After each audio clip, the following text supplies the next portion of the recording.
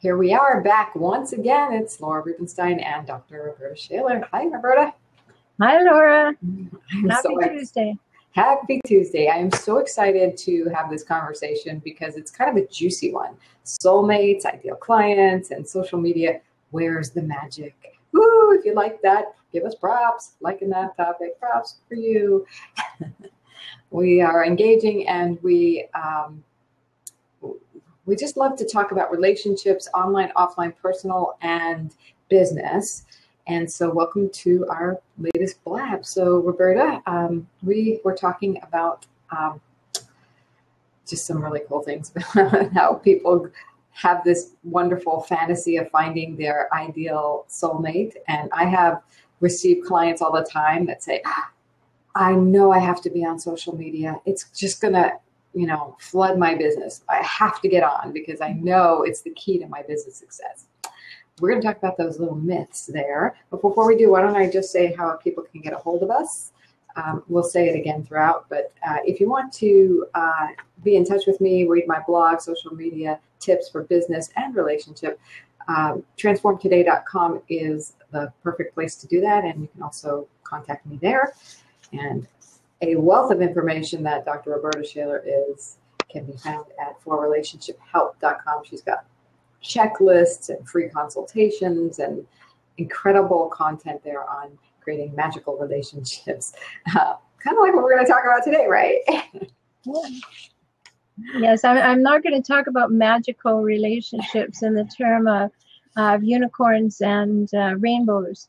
And, I think when I said to you, let's talk about social media and soulmates and magic and things, I think there's a really big connection between the idea that somebody thinks and has bought into the idea that there's this one soulmate out there for them and they've just got to find it.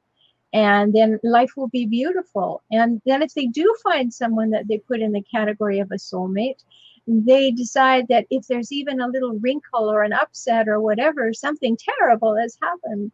And we don't understand the work involved in even a soulmate relationship. And I think that relates to your area because just like you said, people say, oh, I really need to be on social media and my business will explode. Well, no, there's work involved and it's not fast. And no, don't be a word. Don't be a word. And it's not magic. None of it is magic. It's about consciousness and being real and being willing to take the steps and do the work. If you really want something, it's not about magic. So many of us are overnight successes that took 20 years to build, And the same thing is true with social media, and the same thing is true with a relationship. It takes time, and you have to build it.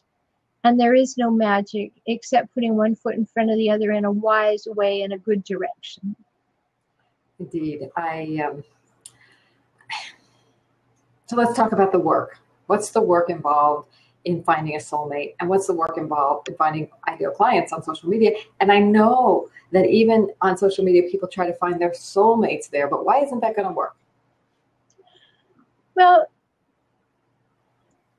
it's a lovely concept. Like I said, it goes right along with unicorns and rainbows and fuzzy small objects, It's like, oh, there'll be bliss. Oh, it'll be perfect. Oh, someone will always love me. Someone will always be there for me. And we'll go hand in hand into the endless sunset.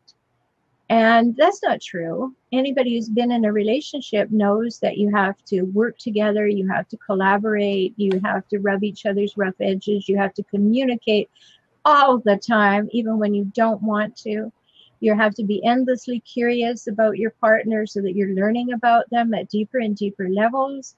And all these things relate to what you have to do if you're going to have a social media relationship. Just because you have a Twitter name or a Facebook account or a LinkedIn account, it doesn't mean anybody cares. It doesn't mean anybody's going to drop by. You've got to do something that's attractive. Like I was thinking about that new program on TLC called Love at First Swipe. It's a brand new program where Clinton Kelly makes over the woman, and then a woman called Devon, I've forgotten her last name, makes over their profile so that it's consistent, so that it's accurate, right? And they're really doing life makeovers. So it's that same thing. Love at first swipe is social media. Love at first visit to match.com is a similar Absolutely. thing. Love at a first date is the same kind of thing. So there are great parallels here between social media and soulmates. Well, I want to mention that a lot of times on social media, I have gotten messages from strangers, men in particular, who are, hey, you're beautiful, and I'm looking for someone. Like it. Block, decline. Exactly, block or decline. Why? Now, they may think their intention is, altruistic and good, but it's weird. It's what you said. There's when I gave you props, it was like, just because you put it out there doesn't mean you're coming across well. There's got to be a relationship built over time. So think about meeting somebody in person. If you're that forward or assumptive or expecting, it feels weird. It just feels weird. Yeah, and for both you and I, it's a really good point because we're both married. I get those things 3 or 4 a day, and I'm like, can't you read? And the actual fact is, no, they look at our photos and they say something inappropriate, which I think is really inappropriate is, how are you doing, dear? Like, I'm not your dear. Don't talk to me like that. And I don't even know who you are, right? And the same is true with social media. You don't just start chatting to somebody and jumping in without having an introduction, without getting a little idea of who they are and what they're about. It requires work. And these guys who are doing this, they can have the best of intentions. They can just be very, very lonely, and they like a photograph. I don't know. The shortcut to soulmate, right? Exactly. And they want the shortcut to a sense of intimacy, false intimacy, because they want to call you dear and sweetie and sweetheart and all that kind of thing, so that they feel like they're creating a connection. To me, it's a repellent that they're creating. Don't talk to me like that. I have no clue who you are. Let's talk about repellents. In business and in personal life, it's really about listening, finding out, like you said, exploring, getting to know people at, more there instead of a 2-dimensional, a 3-dimensional level, and being open and curious. And in business networking and building relationships, I always talk about giving first. So, if you're a neighbor and you want to meet your neighbors, usually you want to, bring, you've seen the image of plate of cookies. I don't think anybody does that so much anymore in the main big cities, but you don't want to be saying, hey neighbor, I see you have a great lawnmower. Can I borrow it tomorrow? Before you built a relationship, maybe had them over for dinner, proved yourself a good neighbor. If something or someone's approaching their house, or you see something you think they should be aware of, you knock on the door, you say, hey neighbor, I saw this one. You're giving in some sort of a way. And that's a really good approach then versus trying to get that soulmate or get that ideal client. And we talk a lot. So the parallel, I think, is that you start to try and sell your book when you have no relationship with people. Like the first thing you put on social media is, hey, do you want to buy my book? It's really great. Like, why would I care? You may have a great book. I don't know, but I don't know who you are. And you're asking me to do the work to find out who you are and whether or not I'd like to have that book. And I don't want your services and I don't want your book unless I know who you are. And if I don't know who you are, I'm going to click away. And the same thing is true when we're developing interpersonal relationships. If someone shows no interest in you, why would you show interest in them, right?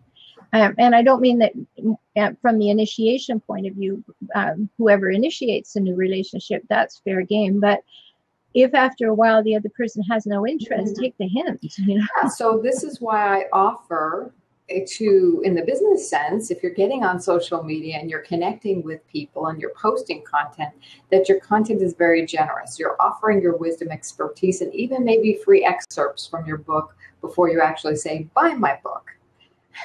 Whether you're posting them up as blog posts, LinkedIn posts, or both, and or offering them as free downloads, those are just some simple ways you can be giving and, instead of engaging and building relationship, because when you give something to someone, that elevates the relationship like that. Like, somebody's being generous with me, how kind.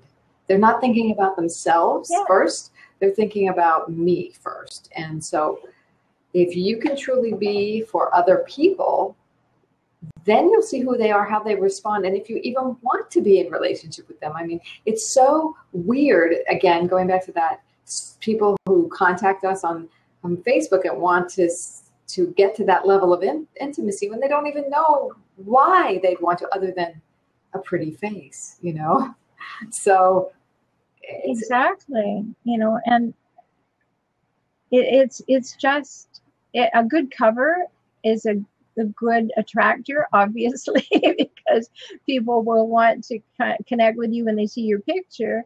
But it's putting the cart before the horse. That's really what we're talking about. Is don't leap into, hey, I'm great, buy from me, or hey, I'm great, why don't you want to date me?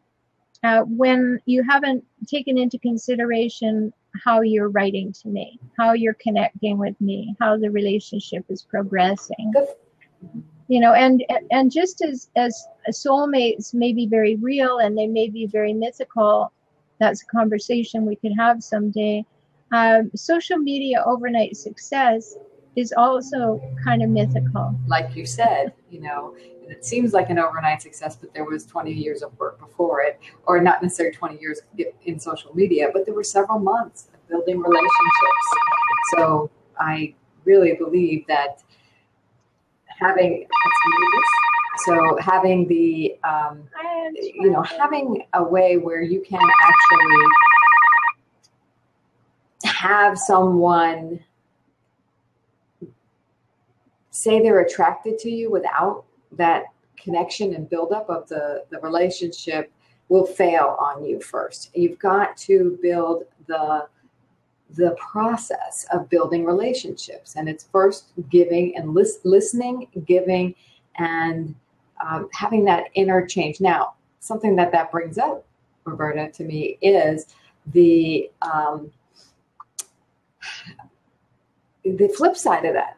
Actually, I've had people in relationships who really, they thought I was the best thing since sliced bread, and we did spend some time together, but they were over giving and they were kind of not being authentic.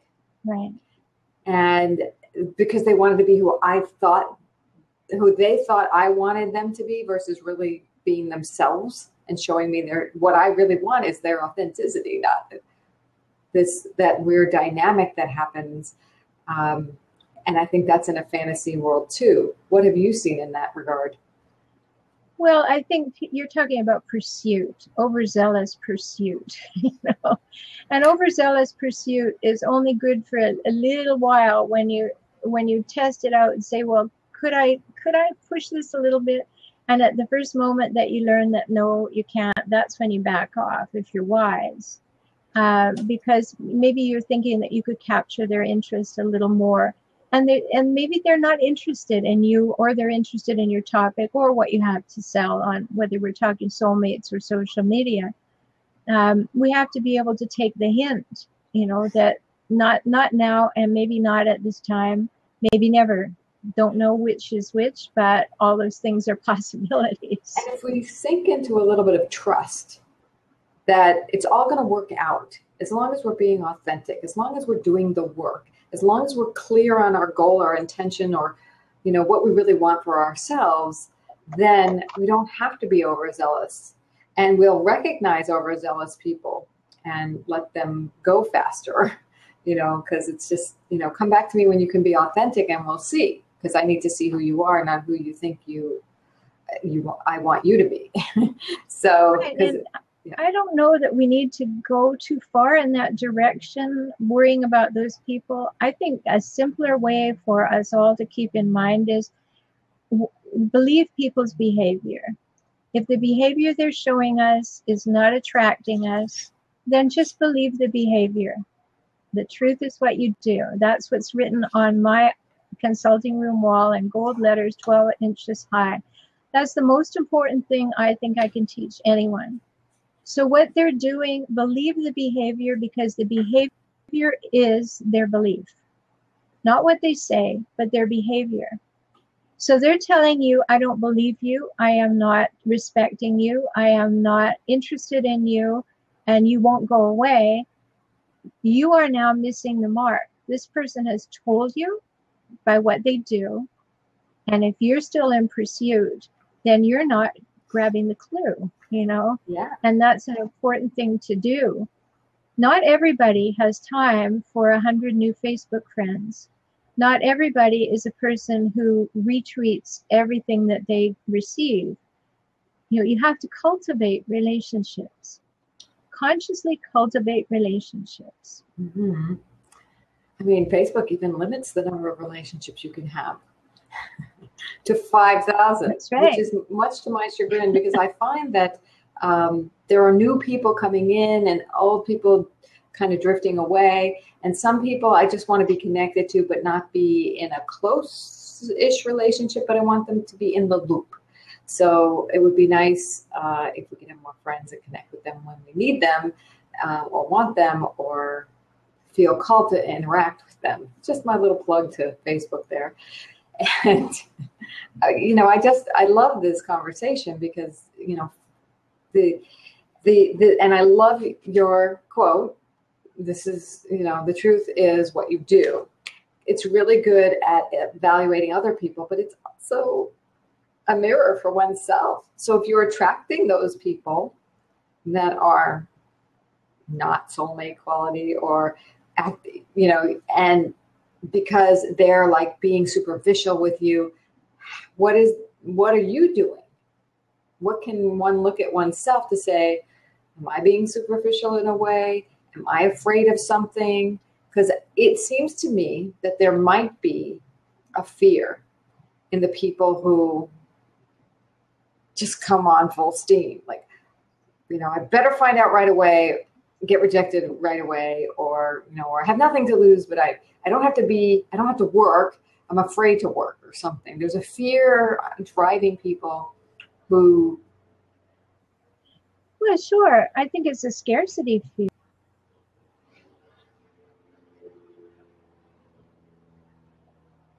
I mean, we all have it enough. We won't get enough. We won't have enough followers. We won't have enough people to purchase our services, or we won't have that one wonderful person to share our life with. You know, there is a certain sense of scarcity, but there's also an amnesia to it too, that you seem to go brain dead. Some people go brain dead to the fact that, hey, I don't want this relationship right now. I'm not feeding it. I'm not nurturing it. I'm not taking care of it. When are you going to understand that I'm not going to respond?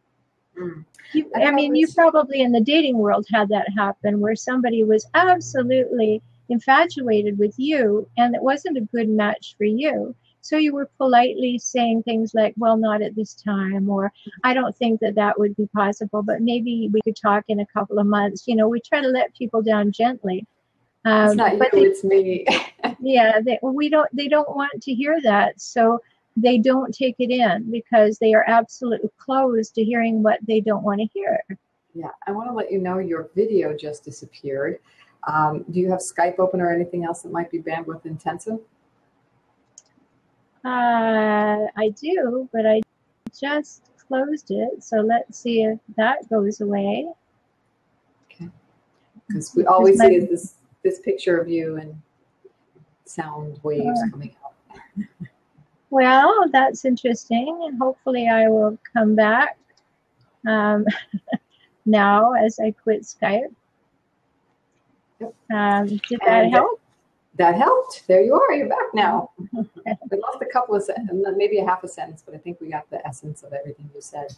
I just want to remind people that you have an incredible book about Kaizen for couples. People can get it at forrelationshiphelp.com. And we're not here to just say get the book. We want to develop a relationship with you too, and that's why we put together websites that have a lot of value. And whether it's you want a soulmate, you want an ideal client, we're going to show you the steps. The steps that you can take and you're fully capable of doing. So although I know, Roberta, you've said it takes work, it's not this magical ability. We are guides for you to get that ideal client, to, become the person, know the steps to take to attract a mate who's going to be, the right fit. And also, if you're in a relationship, there is very often, and I mean very often, an opportunity with the work, with the insights, with the growth, with the deepening intimacy to turn your mate into a soulmate when you're both willing to do it. And the same thing is true with your online work. If you're willing, if you've got a follower or you've got a subscriber, keep the relationship going. Those people subscribe, unfriend. Just don't pursue it. Take the clues, unfriend people if you need to, but understand that it's up to you to be authentic and it's up to you to be strategic. So pay attention, and whether that's your mate, your potential mate, or your social media followers. It's all good stuff. No mystery here, right, Laura? I mean, it's life. It's how you do life. It's how you do social media. How you do life is how you do relationships. It's who you are and what you bring. And the more information that you have about how to do it authentically and strategically, that's what's key. Like, I've got a new book coming out in December because people need to know that when you're in the relationship with a chronically difficult person, you need to be strategic. So the hijackal trap, loving someone who shoves you away yet demands that you stay, gives you the information for being strategic. In your book about social media myths, busting social media myths, you give them the information to be strategic and authentic. So we have two things right away that dovetail and that can help people move in the direction that they believe that they want. Absolutely. And again, I was getting a little jumbling of some of your language, but I got the essence of it, which was your book, The Hijackal Trap, and my book, Social Media Myths Busted, are really good complements, whether you're working with difficult people in particular for the hijackal trap. And say the subtitle again. Loving someone who shoves you away yet demands that you stay. So many of us have had to deal with difficult people in work and in intimate relationships and, family members. And it is an art to deal with them. And it's also a personal growth path if you choose it. That's right. And that's an important piece. Anything that invites you to look deeper into who you are, the way that you're expressing your values, your vision for your life, your beliefs and your purpose is a worthwhile endeavor. And if that happens to be a relationship that's going badly or your business is going badly, it's an invitation for self-discovery. That's the first place. And you said to start. The Hijackal Trap is going to be available starting December? Yeah, it'll be out in December sometime.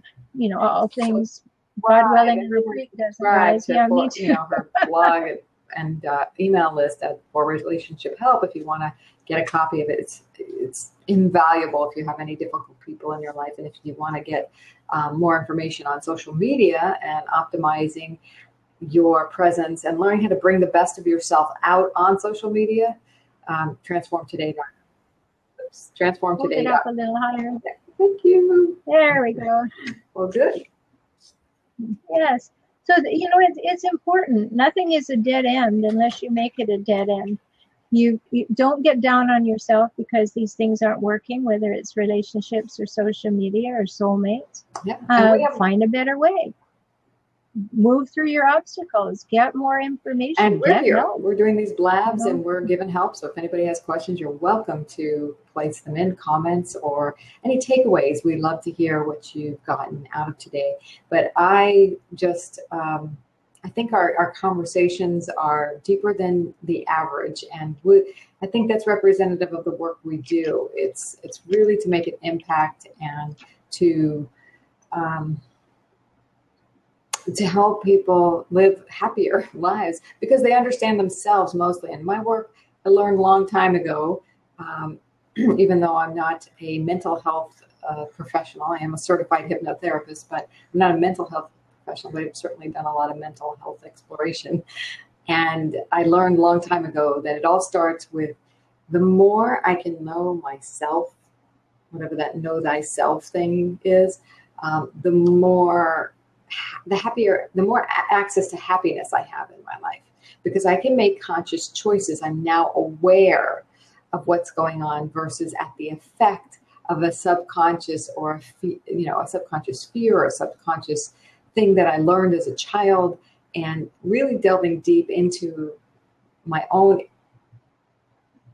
where the fear is actually has always proven, Roberta, and maybe you find this with clients, that I recognize more of myself that I like, that I can be proud of, that I wasn't aware of before, instead of focusing on the fears. Absolutely. And like I said earlier, we're not all supposed to know everything and know how to fix everything. Mm-hmm. Don't be afraid to get some help. Wimps don't, but strong people do. We're here for you. Of course, we're here for you. Transform Today and forrelationshiphelp.com. So, so another great conversation, and we do these often. So if you've enjoyed this conversation, follow Laura and I. And we'll let you know when we're going to have one or when we're just about to start one. And come with your questions. And because just highlighting a summary from today, that magical fantasy you have for that ideal client or that ideal soulmate takes work. And it's not a fantasy that just comes true. We will help you and guide you through that, through our blabs, blogs, and businesses. Great. Well, good conversation, Laura, and I hope everybody takes it to heart.